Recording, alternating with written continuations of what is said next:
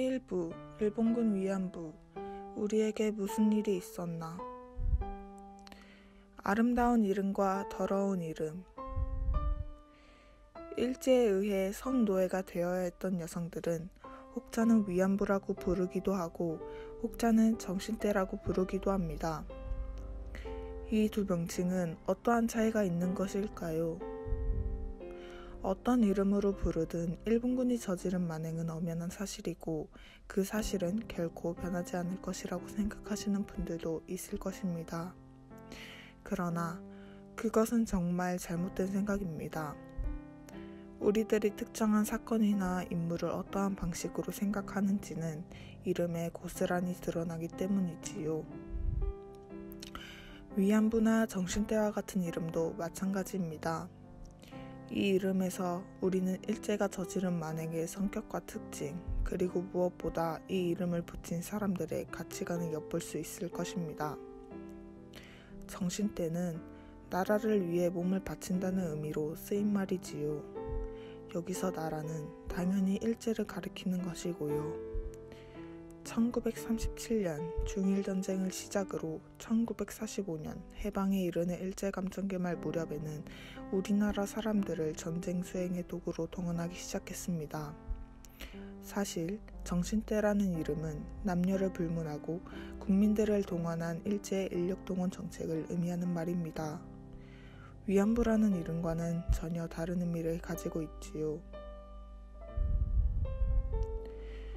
위안부라는 이름을 그대로 풀었으면 위로하여 마음을 편안하게 해주는 여성이라고 할 수 있습니다. 생각하기에 따라서는 상당히 긍정적인 의미로 읽히지요. 우리를 위로해주는 여성은 누구입니까? 각자 생각하기 나름이겠네요. 하지만 따뜻하고 아름다워 보이는 이 이름에 담긴 뜻은 정말 무시무시하지요. 2007년 11월 6일 유럽연합의회에서 열린 일본군 위안부 문제 공청회에서 네덜란드 피해자 엘렌 할머니는 다음과 같이 증언했습니다.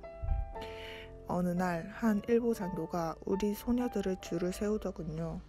그 이후 그들은 우리에게 새로운 이름을 붙여줬어요. 위안부라는 이름이지요. 위안부. 어떻게 이런 아름다운 이름을 나에게 붙일 수 있었단 말인가요? 나는 누군가를 위로해주는 여자가 아니라 노예였어요. 그것도 성노예였지요. 이 위안부라는 이름은 피해자가 아닌 군인의 입장에서 지은 이름입니다. 군인의 입장에서 자신을 위로해주는 여성이었기 때문이죠. 일본군 위안부라는 이름은 지금도 많은 논쟁을 불러일으키고 있습니다. 몇몇 생존자들은 여전히 이 이름을 거부하기도 합니다. 일본군 성노예라는 말조차도 일본군 위안부 제도의 피해자들이 겪은 고통을 다 표현할 수 없다며 지적들이 계속되고 있지요. 우선 우리가 해야 할 일은 많은 사람들이 노력해 만든 이름을 정확하게 이해하고 정확하게 사용하는 것입니다.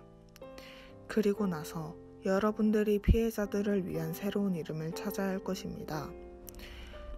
군을 따른다는 종군이라는 말도, 당시의 인력동원 정책을 통틀어 얘기하는 정신대라는 말도, 군인의 입장에서 불렀다는 의미의 일본군 위안부라는 이름도 아닌 피해자들의 인권과 명예회복을 위한 의미 있는 이름 말이죠.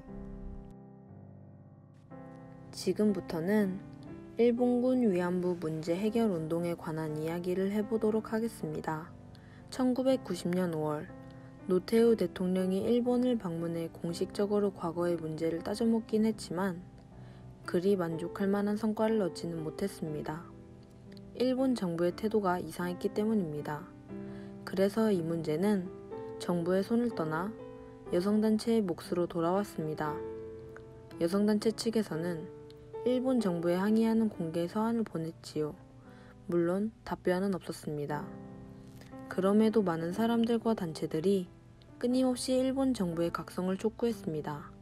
당시 공개 서한에 참여했던 한교 여연을 비롯한 37개의 여성단체가 모여 1990년 11월 16일 일본군 위안부 문제를 해결하기 위한 운동단체를 결성하게 됩니다. 그 단체가 바로 한국정신대 문제대책협의회, 즉 정대협입니다. 그리고 1991년 1월 8일 수요일, 미야자와 기이치, 당시 일본 총리가 우리나라를 방문하는 것을 계기로 일본군 위안부 문제 해결을 촉구하는 최초의 수요 시위가 열렸습니다. 수요 시위에서 일본 정부에게 아직까지도 요구하고 있는 7가지 사항이 있습니다. 공식 사죄, 법적 배상, 범죄 인정, 책임자 처벌, 진상규명, 역사교과서의 기록, 추모비와 사료관 건립, 이렇게 7가지입니다. 매주 수요일마다 정대협은 일본 대사관 앞에서 수요 시위를 개최하여 일본 정부의 일본군 위안부 문제 해결을 요구하고 있습니다. 김학순, 세상에서 가장 아름다운 고백. 고백을 하는데 가장 중요한 것은 무엇일까요? 그래요, 용기지요? 사람들의 웃음거리가 될까봐 우리는 용기를 내지 못하는 경우가 많아요. 사랑을 하려면 사람들의 시선 따위는 아랑곳 않고 용기를 내야겠지요. 우리가 이미 알고 있다시피 김학순 할머니는 그런 용기를 내셨습니다. 1991년 8월 14일 일본군 위안부 피해자 중 최초로 공개 증언에 나서셨습니다. 할머님의 아픈 과거는 텔레비전 전파를 타고 안방으로 전달되었지요. 할머니는 자신의 아픈 과거를 숨김없이 털어놓았습니다. 당시 김학순 할머니의 증언 중 일부입니다. 정말 분하고 분통해서 그 말을 어떻게 다 할 수 있겠어요. 당하면서도 어떻게 기가 막히고 가슴이 아픈지 말이 안 나와요. 그때 생각을 안 해야지 하면서도 내 이 마음을 어떻게 해야 할지 모르겠어요. 할머니는 이렇게 말하고 통곡했습니다. 또 그곳의 생활에 대해서도 자세히 얘기했지요.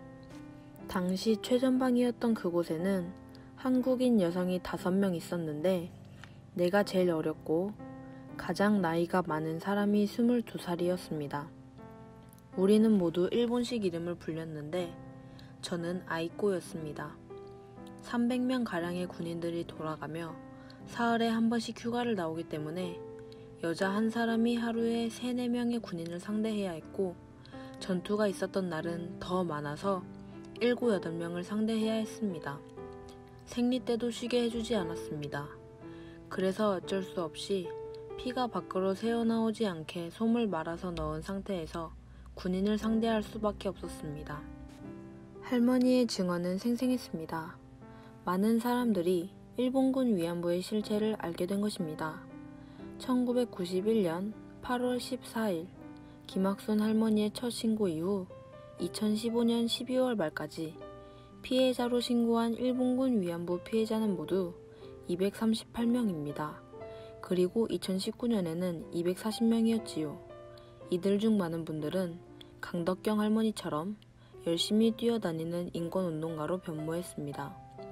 한 사람의 용기 있는 고백이 수백 명의 마음을 움직이고 또 그들의 용기가 세상 사람들의 마음을 움직인 것입니다.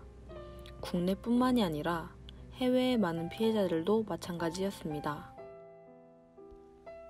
니들과 함께 서고 싶다는 생각을 해보지 않았나요? 2011년 새해를 시작하면서 정대협은 수요시위가 1000번째 되는 날을 두고 수요시위가 열리는 그 거리를 평화로라고 부르자고 제안했습니다. 1992년 1월 8일부터 매주 수요일마다 함께 수요시위를 하면서 평화와 인권을 외쳐왔던 곳이기 때문이죠. 그 말에 동의하는 사람들이 한 사람, 두 사람 늘어나면서 정말로 그곳은 평화로가 되었습니다. 이제 많은 사람들이 우리 수요일 평화로에서 만나요 라고 약속을 하기도 하지요. 그렇게 수요일은 전국 각지에서 일본 시민들이 세계 여러 나라 사람들이 일본군 위안부 문제 해결을 위해 평화를 위해 각자가 함께 할 수 있는 방식으로 할머니들과 함께 손잡는 날이 되었습니다. 2011년 12월 14일은 수요시위가 1000번째 되는 날이었습니다. 그날 새벽부터 일본 대사관 앞에는 기자들과 시민들이 모여들었어요. 1000번째 수요시위를 맞이하면서 일본 대사관 앞에 평화비를 세우는 것을 보기 위해 모인 사람들이었지요. 드디어 일본 대사관 앞 평화로의 평화비의 모습이 드러났습니다. 평화비에는 소녀상과 빈 의자 그리고 할머니의 그림자가 하나로 이루어져 있습니다. 끌려갈 때 모습인 10대 소녀가 의자에 앉아서 일본 대사관을 마주 바라보고 앉아 있었지요. 아무 말 없이 굳게 담은 입술과 꼭 주먹을 움켜쥔 그 모습이 어떤 한마디 말보다 강한 의지를 보여주는 것 같았습니다. 포기하지 않을 것이라는 할머니들의 삶의 여정을 느낄 수 있었지요. 그런데 의자에 앉아있는 소년의 머리는 단발 모양이었지요. 왜 그럴까요? 평화비를 제작해준 김운성, 김석영 조각가는 그 이유를 설명해 주었어요. 소녀상의 머리카락은 단발이 아닙니다. 자세히 보면 머리카락이 뜯겨진 모습입니다. 당시 조선 소녀의 머리는 댕기를 하는 것이 일반적이었습니다. 특히 머리카락을 신체의 일부분으로 소중하게 생각하여 함부로 짧게 자르지도 않았었습니다. 뜯겨진 머리는 일본 제국주의로 인해 낳아주신 부모와 자고나란 고향으로부터 억지로 단절된 모습을 표현합니다. 소녀상 옆에는 빈 의자가 놓여 있었습니다. 1992년 1월 8일 첫 번째 수요 시위를 시작한 이후 많은 할머니들이 돌아가셨지요. 그 할머니들이 앉았던 자리는 빈 의자가 되었습니다. 할머니들은 비록 돌아가셨지만 언제든 이 의자에 앉아서 우리가 일본 정부를 향해 외치는 소리를 듣고 기다리고 있다는 것을 말해주고 있었습니다. 그런데 더 놀라운 기적들이 생기기 시작했습니다. 평화비를 건립하는 활동이 전국 각 지역으로 확산되어 갔습니다. 전국 각 지역에서 지방자치단체와 시민들이 함께 손을 잡고 일본군 위안부 할머니들이 겪은 그 아픈 역사를 올바르게 기억하고 평화를 이루어 가겠다는 뜻으로 평화비를 건립한 것이지요. 그런 기억의 노력은 외국으로까지 확산되었습니다. 전쟁 없는 평화를 꿈꾸는 노란 나비의 꿈. 어떤 전쟁도 하지 말아야 해. 이런 전쟁 해야 할 사람 아무도 없어. 위안부 할머니들의 간절한 목소리입니다. 전쟁 없는 세상은 할머니들이 진정으로 원하는 세상입니다. 할머니들은 유럽, 미국, 아시아 등 전 세계를 돌며 일본 정부에게는 일본군 위안부 문제 해결을 요구하고 세계를 향해서는 전쟁을 반대하며 다녔지요. 하지만 세상은 나아지지가 않았어요. 일본 정부는 책임을 부정하며 오히려 전쟁을 다시 시작하려는 노력을 계속해오고 있습니다.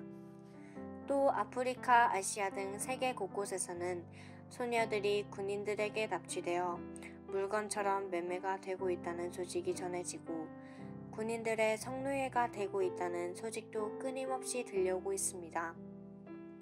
그런 이야기를 들을 때마다 일본군 위안부 할머니들은 굉장히 안타까워하며 슬퍼하셨습니다. 할머니들과 정대협은 어떻게 하면 이런 아픔이 계속 반복되고 있는 세상에 희망을 전할 수 있을지에 대해 고민하기 시작했습니다. 그리고 2012년 3월 8일 김복동 할머니와 길원옥 할머니는 기자회견을 열어 어떤 특별한 선언을 합니다. 바로 나비 기금을 시작하자는 것이었지요. 일본군 위안부 할머니들을 비롯한 모든 여성들이 차별과 억압, 폭력으로부터 해방되어 나비처럼 자유롭게 날갯짓 하기를 염원한다는 의미에서 기금을 모으자는 제안이었습니다. 그렇게 큰 상처를 가지신 할머니들이 오히려 먼저 나서서 다른 사람의 아픔을 위해 연대와 지원을 아끼지 않습니다. 그러한 삶에서 숭고함이 느껴지지 않나요? 우리가 만들고 싶은 세상에 더 가까이 다가간 그런 느낌이었습니다. 한 고통이 다른 고통을 위로하고 한 피해의 아픔이 다른 피해의 아픔에 함께하는 과정을 통해서 이루어가는 치유. 바로 그것이 우리 할머니들과의 활동에서 만들어지고 있는 것 같았습니다. 두 분 할머니의 선언을 이어받아 정대협은 나비 기금 활동을 시작했습니다. 모금한 돈으로 세계 각지의 전쟁에서 성폭력 피해를 입고 있는 여성들과 성폭력으로 태어나는 아이들을 위해 지원과 연대 활동을 시작했습니다. 그렇게 해서 나비 기금은 세상을 향해 날갯짓을 시작했습니다. 할머니들의 이 특별한 선언은 많은 사람들의 가슴 속에서 감동을 만들어냈고, 사람들은 아픔을 겪는 사람이 아픔을 겪는 또 다른 사람에게 건네는 따뜻한 손을 그렇게 함께 잡아주었습니다. 전 세계의 전쟁, 그리고 전쟁 중 성폭력 이야기들을 듣다 보면 정말 아픈 이야기지만 할머님들께서 나비 기금으로 아픔을 가진 사람과 손을 잡는다는 것이 얼마나 큰 희망이 되고 있을지 느껴질 것입니다. 그렇게 콩고로 날아간 일본군 위안부 할머니들의 나비는 전쟁의 상처에 치유를 일으키고 여성들의 얼굴에 웃음꽃을 만들어내며 평화를 만들어가고 있습니다. 할머니들이 내민 손길이 콩고의 성폭력 피해 여성들과 아이들에게 희망이 되고 있다는 소식이 들릴 때마다 할머니들의 얼굴에도 한박 웃음꽃이 피어나고 있습니다.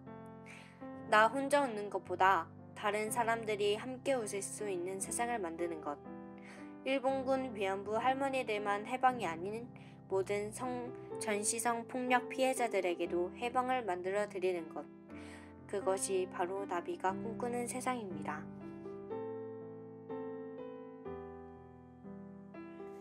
베트남을 날아간 나비기금. 나비기금이 발족한 지 2년이 되던 해 정대협은 나비기금을 베트남으로 보내기로 결정했습니다. 베트남 전쟁 당시 한국군에 의한 성폭력 피해 생존자들과 그 가정에서 태어난 자녀들, 즉 한국군인의 2세, 3세가 이번 나비기금이 날아갈 사람들이었지요. 그러나 그 내용은 지원금이 아니라 책임과 연대였습니다. 비록 우리가 책임을 져야 할 정부는 아니지만 한국 사회의 구성원으로서 우리도 책임이 있다고 판단했기 때문입니다. 단지 지원을 목적으로 하는 것이라면 우리가 꼭 안 해도 되지만 책임을 다하기 위한 것이라면 그것은 선택이 아닌 의무라고 보았기 때문입니다. 그것은 일본군 위안부 문제 해결 과정에 있어서도 마찬가지입니다. 일본 정부가 일본군 위안부 피해자들에게 사죄와 배상을 해야 하는 것은 책임과 의무인 것이지요. 일본군 위안부 문제도 아직 해결이 안 됐는데 정대협이 베트남 문제를 이야기하는 것은 일본 정부에게 이용당할 수 있지 않나요? 라고 지금도 어떤 사람들은 묻는답니다. 그러나 정대협은 일본군 위안부 할머니들의 삶을 통해 그 어느 누구보다도 성폭력 피해자들이 겪은 아픔이 어떤 것인지 알고 있기 때문에 앞서서 이 일을 해야 한다고 생각하고 있습니다. 김복동 할머니가 하셨던 한국 국민의 한 사람으로서 너무나 죄송하고 미안합니다. 라는 말씀뿐만이 아니라 우리는 그 여성들이 얼마나 아플지 알고 있습니다. 왜냐하면 우리는 지금 그 일을 겪은 당사자니까요. 라는 말씀을 곱씹어 봅니다. 이것이 한국 정부와 우리가 가져가야 할 자세라고 생각하지 않으시나요? 기적처럼 현실이 된 할머니의 유언. 해방 후 위안부 후유증으로 힘든 나날을 살아오시다가 1992년에 정대협을 찾아온 강덕경 할머니. 그 할머니의 유언은 무엇이었을까요? 강덕경 할머니는 1997년 2월 2일에 운명하시기 직전까지 일본군 위안부 문제 해결을 위해 아주 적극적으로 활동하셨습니다. 유엔 인권소위원회에서도 직접 참여하여 증언을 하셨습니다.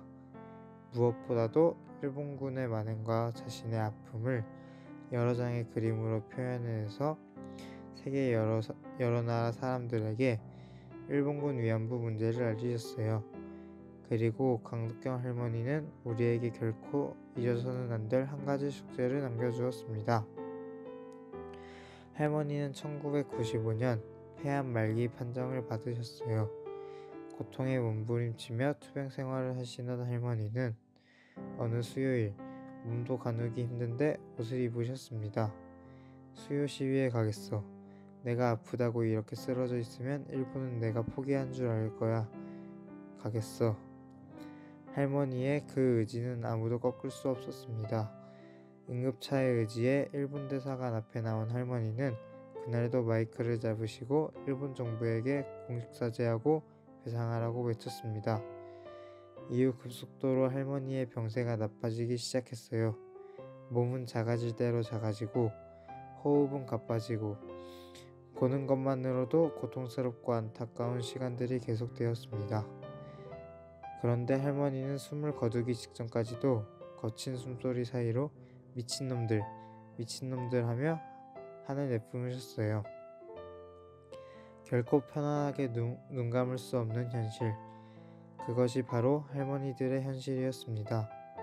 그 모습을 저는 지금까지도 잊을 수가 없습니다. 아마 평생 잊지 못할 것입니다.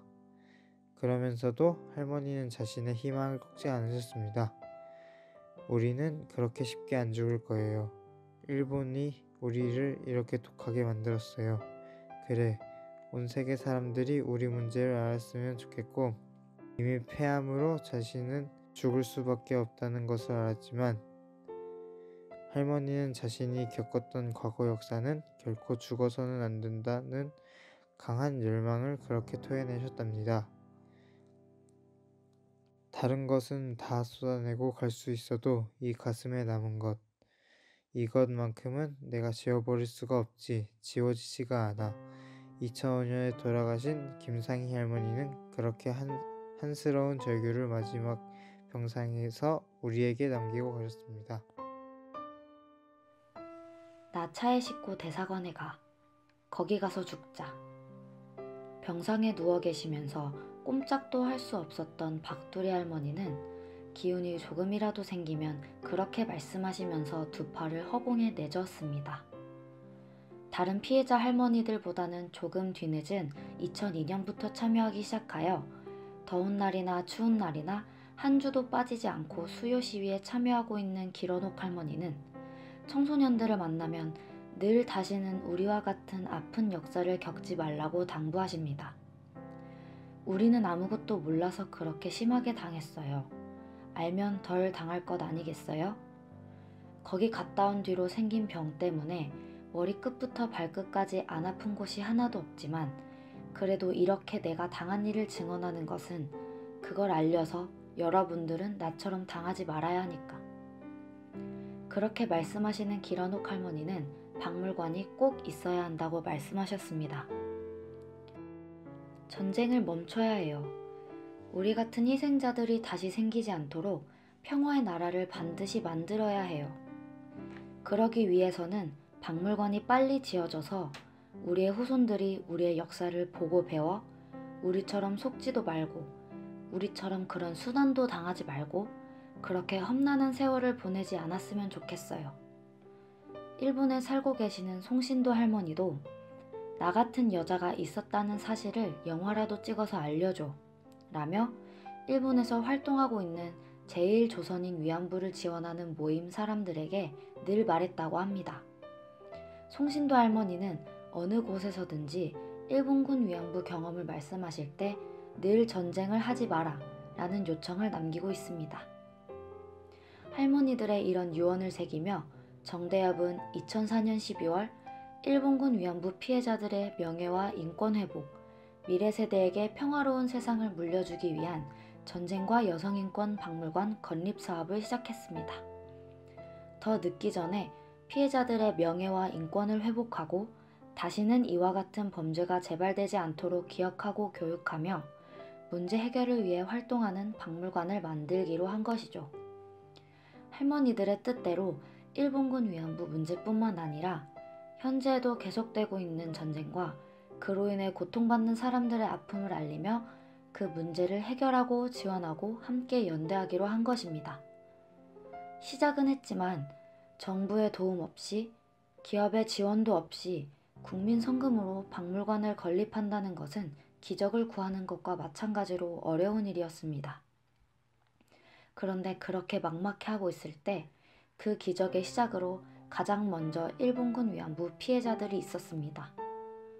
할머니들은 정부에서 나오는 생활지원금을 모아서 100만원 혹은 200만원의 성금을 후원해 주셨죠.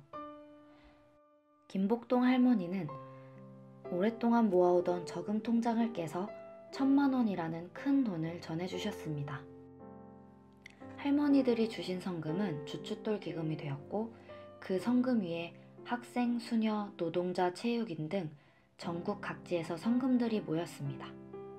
인터넷에서도 모금 활동이 진행되었어요. 일본에서도 양심 있는 시민들이 후원에 참여하였습니다. 그리고 마침내 2012년 할머니들의 뜻을 살리는 박물관이 마침내 기적처럼 세워졌습니다. 때로는 침묵이 가장 뼈아픈 후회를 만들기도 합니다. 때로는 수많은 사람을 아프게 합니다. 일본군 위안부 문제가 국제사회에 알려졌을 때 우리나라 운동가들이 가장 많이 받았던 질문 역시 이렇게 심각한 사실이 왜 묵인되었는가 하는 것이었지요. 피해자들과 그 가족들은 그 사실을 밝히기가 힘들었겠지만 국가와 사회는 어째서 침묵했는가 하는 것이었습니다. 그 이유에 대해서 한마디로 답하는 것은 쉬운 일이 아니었습니다. 전후 우리 사회의 복잡했던 사정들을 간단히 표현하기도 쉽지 않았지만 보수적이고 가부장적인 문화가 피해자들을 어떻게 억압했는지에 대해서 쉽게 설명하기에 어려움이 많았지요. 사실 무엇보다 그들의 질문에 대답하기 어려웠던 이유는 그동안 우리의 책임의식이 너무 부족하지 않았는가 하는 아쉬움 때문이었습니다. 정확히 말하자면 같은 시대를 살아가고 있는 사람으로서 이 문제를 빨리 알지 못했다는 것이 부끄러웠던 것이지요. 전쟁 때문에 성폭력을 당해야 했던 사람들에게 사회는 침묵을 강요했습니다. 그래서 그 사람들은 침묵해야 했습니다. 그리고 사회도 침묵했습니다. 이 두 개의 침묵이 역사적 진실을 숨기고 피해자들을 고통스럽게 한 것이지요. 문제는 여기서 그치지 않을 것입니다. 이 두 개의 침묵은 또 다른 전쟁과 성폭력을 유발하겠지요. 결국 책임을 져야 할 사람도 없고 피해자도 없게 되면 우리는 그것을 범죄라고 부르지 않고 일상이라고 부르게 될 것입니다. 우리는 일본군 위안부 문제를 살펴보며 침묵의 무서운 힘을 알았습니다. 그러나 위대한 고백의 힘도 알았지요. 김학순 할머님의 용기 있는 고백을 들어보았고 시민들이 일본군 위안부 문제에 꾸준히 관심을 갖고 세상에 알리려고 노력하는 모습도 살펴보았습니다. 이들이 우리에게 가르쳐준 것은 역사적 진실만이 아닙니다. 우리가 지키고 보존해야 할 가치가 무엇인지를 알려주었지요. 그것은 바로 인권이었습니다. 많은 사람들이 그 가치를 지키기 위해 노력했습니다. 그리고 이들의 노력으로 세상은 조금씩 변화하고 있습니다. 그래서 우리는 할머님들에게 박수를 보냅니다. 일본군 위안부에 관한 진실을 누구보다 많이 알고 있는 우리가, 미래를 만들어가야 할 우리가 할머니들에게 큰 박수를 보냅니다. 이렇게 할머님들의 이야기를 모두 듣고 나니 어떤가요? 일본군 위안부 피해자 할머님들의 생이 헛되이 되지 않도록 할머니들의 유언이 실행되는 그런 세상을 위해 우리가 할 수 있는 것은 무엇일까요? 비록 시작은 언제나 미약한 하나일 뿐이지만 모두가 염원하면 하나가 둘이 되고 또 그것이 열이 되고 백이 되고 천이 되는 날이 꼭 오길 마련이라는 것을 우리는 지난 25년간 아니 28년간 수요일을 통해 깨닫게 되었습니다. 할머니들의 간절한 외침이 세상을 바꾸는 거대한 희망이 되는 날, 할머니들이 그토록 바랐던 모두가 평화로운 세상은 기필고 찾아오겠지요?